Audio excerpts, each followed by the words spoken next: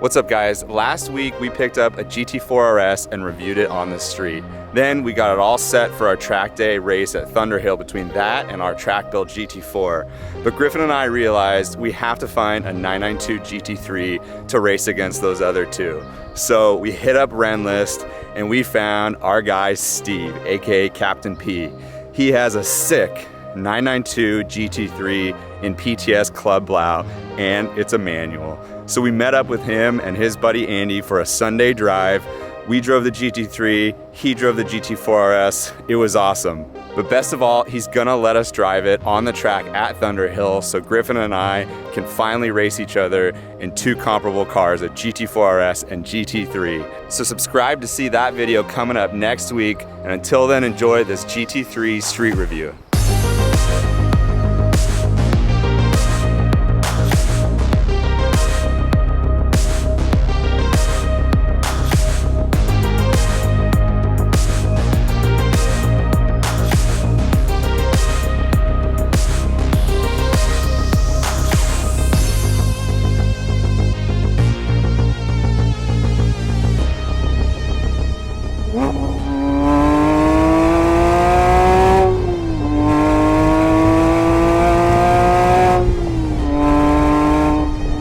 I'm already placing bets in my head for how long it will take you once you start driving this to say, I'm buying one. Okay, I'm absorbing a lot right now. This is a big moment. Yeah. So let's start with your seating position and driver position. Porsche and the GT3, it has postured you to be very forward and chest forward towards the steering wheel and the front windshield. And that's more of a racing position. It gets your eyes forward so that you can see most of the front of the car and the bumper and the wheel arches, so you can position the car for corners as best as possible. It's not uncomfortable, but you are upright. It puts you in a position that closer to what a race car driver would be, which is you have maximum amount of leverage on this wheel and control. Right. So it's not about laid back comfort. It's about control of the car and being able to use the maximum amount of your arms and muscles to control the inputs, but also stay refined with those.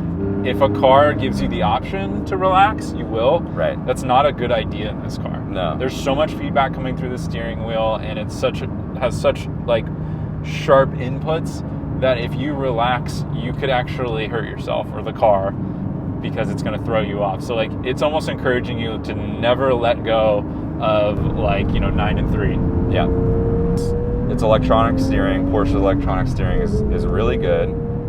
There is a decent amount of feedback in the wheel, and what I mean by that is the vibrations of the road and the grip as you corner hard are translated to some degree to your fingertips and your hands as you hold the wheel. I mean, the steering ratio is very low, and then it progresses up. That's what I was going to say. It's more progressive. It actually is like a very quick turn in, which it is on the lower overall side. So you've heard other people say this car tram lines, and it's a bit darty. What they're really just trying to say is it's a sensitive, aggressive, precise, and refined steering capability, and so you need to pay attention. It's again the same thing. It's not a laid-back cruising. You're not going to ever get those benefits without those drawbacks, because you can't have a car on bumpy roads be really stiff and compliant and confident without reacting to the road itself, and that's what's happening. You're getting the reactions to the road and the steering wheel. Right. Which is good for a lot of things. Yeah. Not necessarily mindless driving. Yes. Okay, let's talk about the throttle response and feel and experience of the GT3. First of all, because it's naturally aspirated, but that combined with the throttle pedal mapping, so what percentage of power and really what percentage that the throttle valve is open to as it correlates to the pedal position is very linear. And Porsche does a good job of using the entire throw of the throttle pedal, so you can make small incremental changes and get those precise responses in engine and throttle performance back. out of those. Yeah, and when you're on the track and you're in turns, your throttle position matters a lot to weight distribution in a corner. So like if you hit the throttle or release the throttle, the weight, especially in a rear engine car, is going to change. Yeah. So you want to stay neutral. You don't want too much dramatic shifting. So if, like, you know, on a turbocharged car, you really only need 50% of the throttle, if you let off a little bit on accident, it's going to give you too much change because it's not linear. So in this, like, a little bit off isn't going to hurt you, but it's going to allow you to fine tune your throttle position, your engine power, and your torque, and therefore your weight, where your weight is in the car around the corner. Yeah. So this car is fitted with the optional carbon ceramic brakes, which are super lightweight. To me, that's their biggest advantage, is reducing the unsprung mass of the wheel by going to the carbon ceramic rotors. So that's the best advantage there.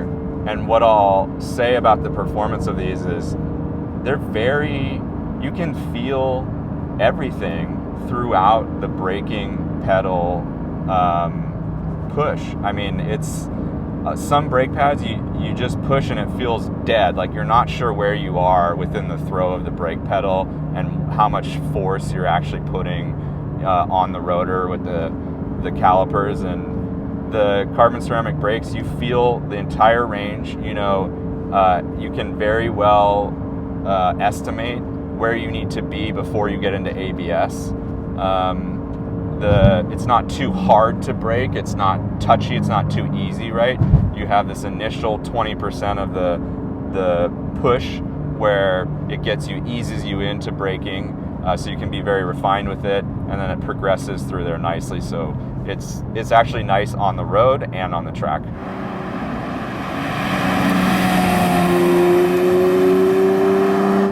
So this car has their signature 4-liter flat six, pumping out a little over 500 horsepower, except for they reworked pretty much everything. Lighter internals, and the big news was ITBs, so individual throttle bodies.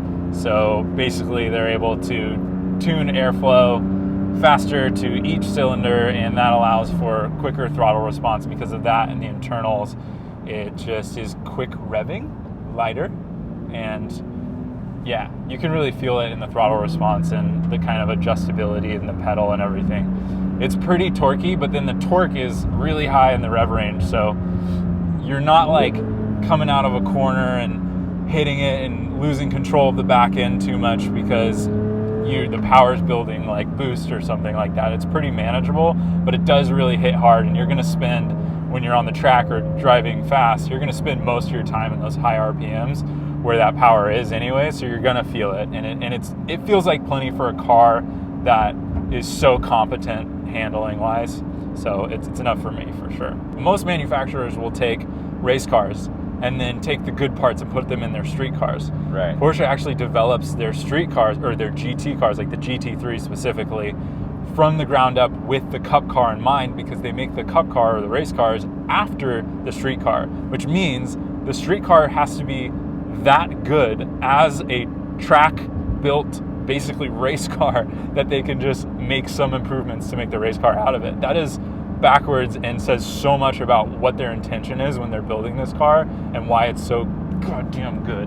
Okay, so the sound of this car is classic, super satisfying. It's pretty loud, but it's actually, I think one of the good things about it is it's not obnoxious. There's not a lot of drone. It's not too loud in the cabin. If you want the noise, it's there. It sounds really, really good. And I think I would be like, this is the best sounding car on the planet, except for because of the GT4 RS. Yeah. Like, that car makes the craziest noises. Yeah, and it's got so much more going on, and it's so much louder than this. Yeah. But other than that, I mean, I'm not complaining. This car sounds amazing. Yeah. It's still a 4-liter naturally aspirated engine that revs to 9,000 RPM. You get what you pay for. Yeah, and that is just a ridiculously high revving 6-cylinder engine that is so clean and progresses so nicely throughout the RPM band, and it's really satisfying. Yeah. So we really didn't know that this car was a manual when we first talked to Steve and everything. And we were expecting PDK just because we were thinking GT4RS is PDK, this will be a PDK. And then he was like, it was a manual. It was an oversight. It was an oversight, but I mean, obviously, yeah, super pumped that it was a manual. I would have been kind of sad if I never got to drive a GT3 manual because I never have.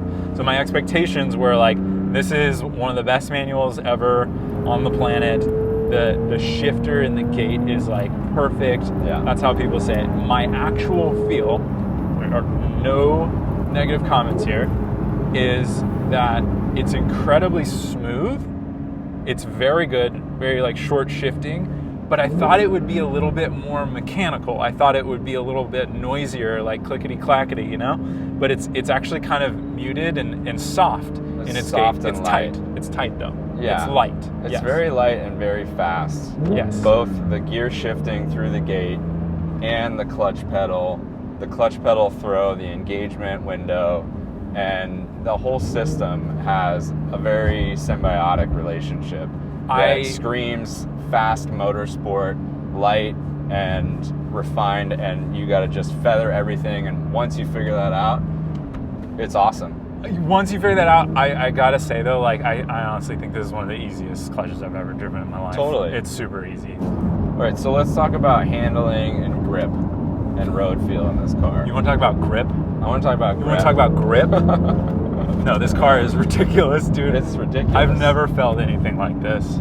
It just sits into corners somehow. Yeah. The big butt of this just plants itself, and it just immediately is apparent that it has a ton of grip, and more so than the 4RS, which it should on paper, but it's very hard to explain. But we're gonna try our best. Yeah. It just has grip for days. Grip for days. The way that I was kind of explaining it, or I want to explain it, is complicated, but like, obviously we're talking about center of gravity here, but I want to use the word center of grip. Like it feels like you'd experience four corners. What I'm feeling is like a center of mass, but grip as if we're like one big wheel just going through turns. Like there's a center point of grip, and it's the weight of the car just feels so compact, and it's so hard to explain other than that. Like you're just like, so when you're turning, and number one, there's very little body roll. Yeah. If you came from any sedan, you would just say, oh, it's perfectly flat through the corner. I mean, of course it's not perfectly flat, but there's very little roll.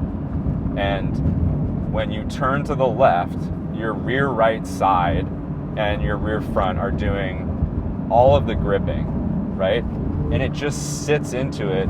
And because of the rear engine and Porsche magic, that rear section just plants itself, and you feel like you have a springboard to launch out of the corner with.